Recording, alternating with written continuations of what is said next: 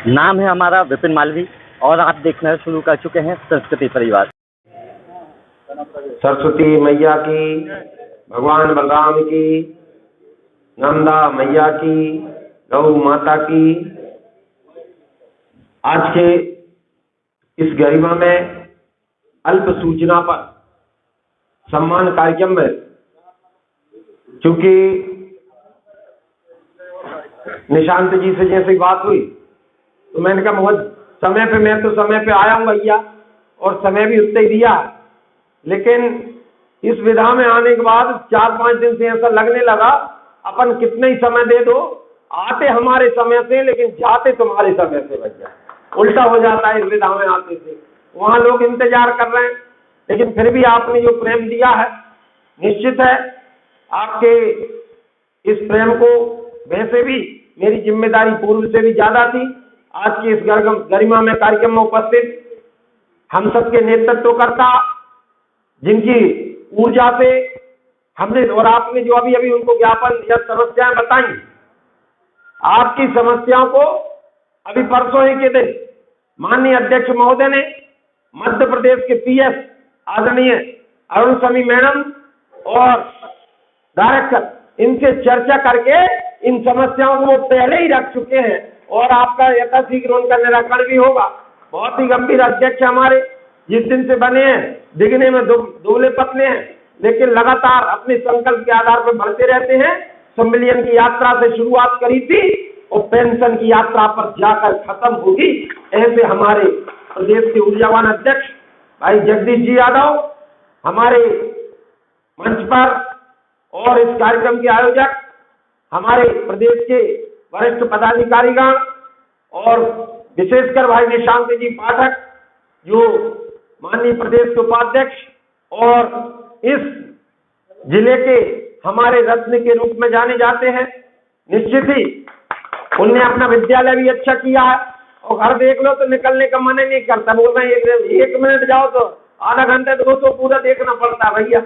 इतने छोटी जगह को भी इतना कैसे अच्छा किया जा सकता है। ऐसे हमारे निशांत भाई हमारे इस कार्यक्रम के आयोजक हैं, हमारे गजेंद्र जी बचले जो हमारे संगठन के प्रदेश पदाधिकारी हैं, हमारे यहाँ की पूरी टोली जिसमें हमारे चाहे सुरेंद्र भाई हो, चाहे ध्रुव भाई हो, चाहे हरगोविंद जी हो और यहाँ विकास खंड की टीम हो, इस कॉलोनी की अध्यक्ष महोदय, समस्त कॉलोनी वासियों को भी मेरा सादर नमन वंदन। यहाँ उपस्थित हमारी बेटियों के चरणों में नमन वंदन। और आज आपने पूजा करवाकर और कार्यक्रम प्रारंभ करवाया। निश्चित है कि बच्चे तो मुझे हमेशा प्रिय रहे ही हैं और उनकी आशाओं पर भी और वो हमारी आशाएं हैं, उनकी उम्मीदों पर भी हम खरा उतरने की कोशिश करेंगे। यहाँ उपस्थित मातृशक्ति के चरणों में नमन वंदन। यहाँ उपस्थित पत्रकार बंधु, यहाँ उपस्थित हमारे किसान मोर्चा के पदाधिकारीगण, हमारे राष्ट्रीय किसान मजदूर संघ के प्रदेश के कोषाध्यक्ष आदरणीय नीतिराज जी भी हमारे बीच में हैं। कृपया जोरदार तालियों से उनका भी स्वागत करें। हमारे अन्य संवर्गों के साथ यहाँ राष्ट्र के निर्माता चाणक्य वंशज आदरणीय गुरुजनों को मेरा सादर नमन और सादर वंदन करते हुए मैं अपना, क्योंकि आज विषय दूसरा, आज आपने भार डाला, इतनी मालाएं, सबसे बड़ा विरोधी था मैं मालाओं की और 4 दिन से मालाओं से लड़ा जा रहा हूं भैया। और मेरे को ऐसा लग रहा है जितना भार मैंने जीवन में नहीं किया उतना इन मालाओं में कई प्रकार का भार है। केवल ये माला नहीं है, केवल ये फूल नहीं है, इनकी एक एक पंखड़ी हजार किलो बराबर है, क्योंकि उसमें आपकी जो 1000 गुना उम्मीदें अब बढ़ गई। निश्चित है मैं अपने प्राणपण से आपकी उम्मीदों पर खरा उतरने की कोशिश करूंगा। मेरे स्वास्थ्य का मैंने पहला कार्यक्रम भी आदरणीय हमारे प्रदेश अध्यक्ष जी बैठे, पहला कार्यक्रम भी हमने सिरोंज में जाकर इतना बड़ा दायित्व आने के बाद भी पहला कार्यक्रम हमने राज्य शिक्षक संघ का किया था और आज भी पहला सत्कार राज्य शिक्षक संघ का स्वीकार कर। तो निवेदन ये तो मेरे कान में बता।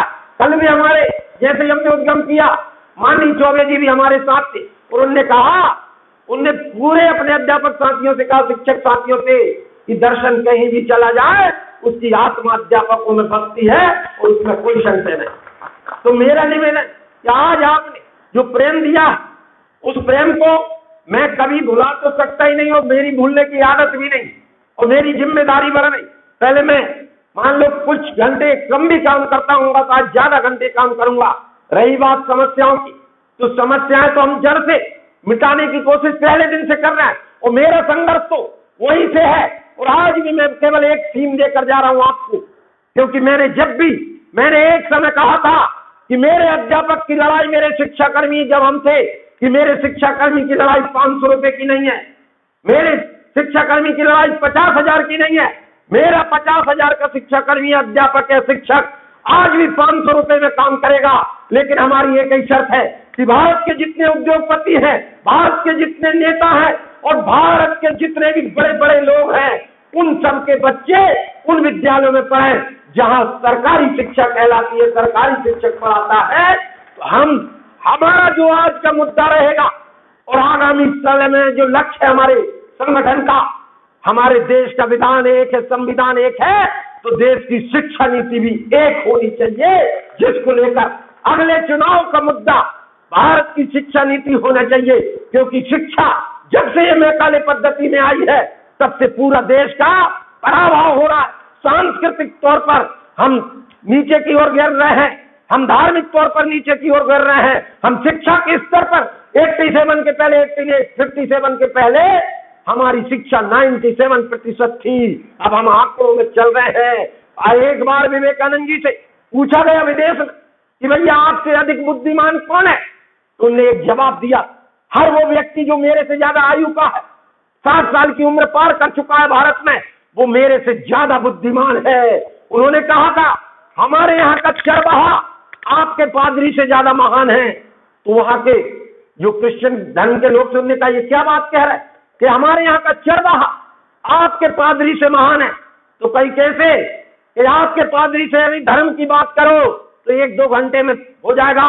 हमारे यहाँ का चरवाहा जो भैंस पर बैठकर भैंस को चरा देता है, लेकिन वो कुछ नहीं जानता, वो शब्द नहीं जानता, वो उसने कोई अक्षर ज्ञान नहीं है उसको, लेकिन जब धर्म की बात करोगे तो 5 दिन तक वो बिना रोके धर्म पर बात कर सकता है।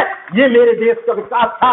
जब दुनिया के लोग नंगे घूमा करते थे उस समय हमारे यहाँ तक्षशिला और नालंदा में 10-10 हजार विद्यार्थी एक साथ अनेकों विषय पढ़ा करते थे। ये मेरे देश की हालत थी।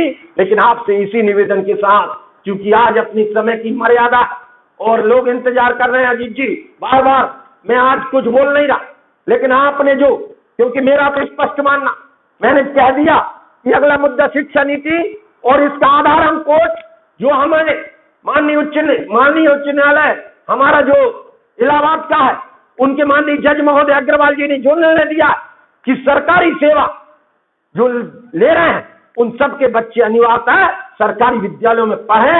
आज जो सबसे बड़ा संकट है, जो हम कहते थे, हमारे आज के कार्यक्रम के अध्यक्ष हमेशा लेते ही आते हैं, जोरदार तालियों से हमारे भाई उमेश जी ठाकुर, जो बहुत ही बढ़िया हमारे जुझारू अध्यक्ष हैं, उनके साथ हमारे और भी बंधुवर आए हैं, आप सबका अभिवादन। मैं इस निवेदन के साथ अपनी बात को पूर्णता की ओर ले जाऊंगा कि बंधुओं, एक बात ध्यान रखना, एक इंजीनियर गलती करेगा तो उसकी गलती ईंट और गारे में मिला दी जाएगी। यदि एक वकील गलती करेगा तो उसकी गलती फाइलों में दबा दी जाएगी।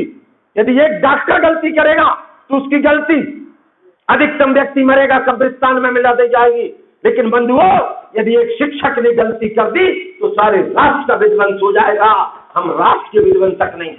आज आपने मेरे हिस्से से ज्यादा मुझे दिया है, हे शिक्षक, मुझे तुझ पर पूरा भरोसा है, क्योंकि छीन कर खाने वाले का कभी पेट नहीं भरता और बांट कर खाने वाला कभी भूखा नहीं मरता।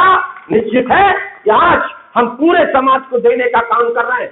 आज आप राष्ट्र निर्माण का काम कर रहे हैं, आप राष्ट्र निर्माता हो, आप व्यक्ति बनाने का काम, एक तरफ संतति का निर्माण विद्यालय में होता है, संपत्ति का निर्माण खेतों में होता है, आप विश्व को मार्गदर्शन देने वाले हैं। और जो सरकारी शिक्षा पर जो कलंक है उसको यदि कोई दूर करेगा तो मेरा शिक्षक करेगा, उसकी तैयारी आप कर लो।